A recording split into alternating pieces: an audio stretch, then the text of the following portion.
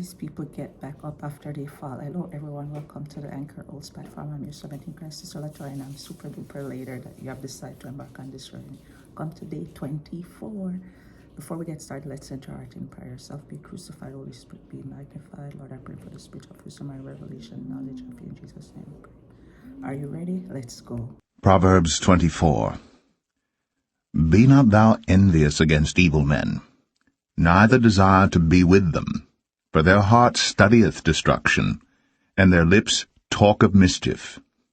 Through wisdom is an house builded, and by understanding it is established.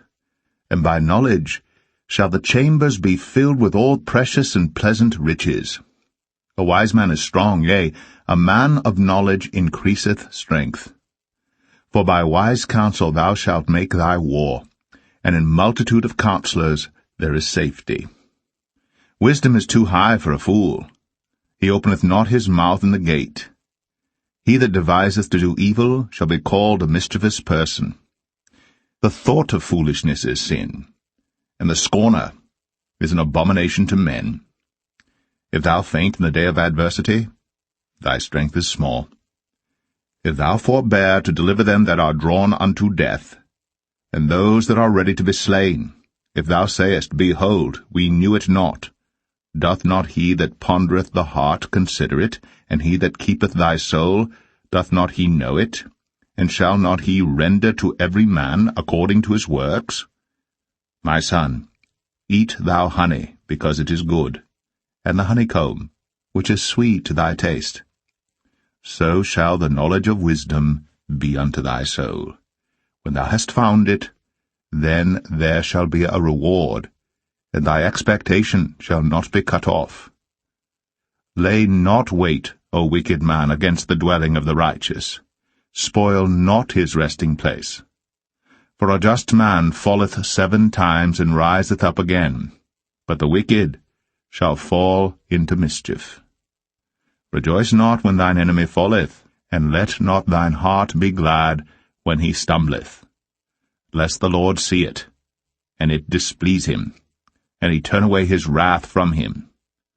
Fret not thyself because of evil men, neither be thou envious at the wicked. For there shall be no reward to the evil man. The candle of the wicked shall be put out. My son, fear thou the Lord and the king, and meddle not with them that are given to change.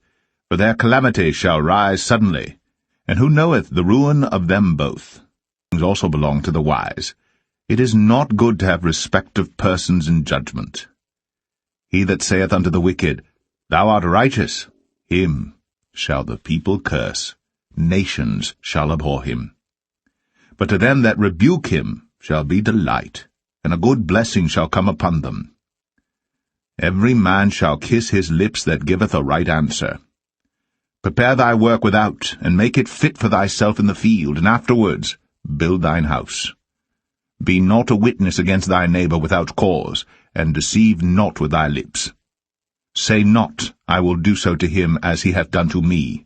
I will render to the man according to his work. I went by the field of the slothful, and by the vineyard of the man void of understanding, and lo, it was all grown over with thorns, and nettles had covered the face thereof, and the stone wall thereof was broken down. Then I saw and considered it well, I looked upon it, and received instruction. Yet a little sleep, a little slumber, a little folding of the hands to sleep. So shall thy poverty come as one that travelleth, and thy want as an armed man. We interrupt this broadcasting to bring you our wisdom nugget for the day. Our wisdom nugget for the day is brought to you by our kind sponsor, King Solomon, and it's going to be verse 6. And it suggests to us that to secure victory through wisdom-driven planning rather than arrogance or blind bravery points to the significance of trusted counsel. In the multitude of counselors, there is safety, for one may foresee the danger and discern the advantages which another cannot. In our spiritual conflict, we need wisdom, for our enemy is subtle. Embark on a journey with Proverbs 24, rich with practical wisdom that can transform our lives. First, it teaches us not to envy those who thrive through wrongdoing. Their success is temporary and leads to ruin. Instead, cherish wisdom. It's the foundation of a joyful, meaningful life, far more valuable than wealth. Seek wise advice in battles life throws at you. It's your key to victory. Challenges will arise, but stay resilient and extend a hand to those in need, for God observes our actions. Let us not to rejoice when others, even our enemies, fail. That's not how God wants us to act. Evil people don't last, but good people, those who trust God, have hope for the future.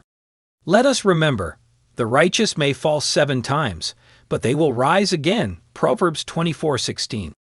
In conclusion, Proverbs 24 reminds us that wisdom is not about never falling, it's about rising again with faith, strength, and perseverance. God calls us to build our lives with wisdom, diligence, and integrity.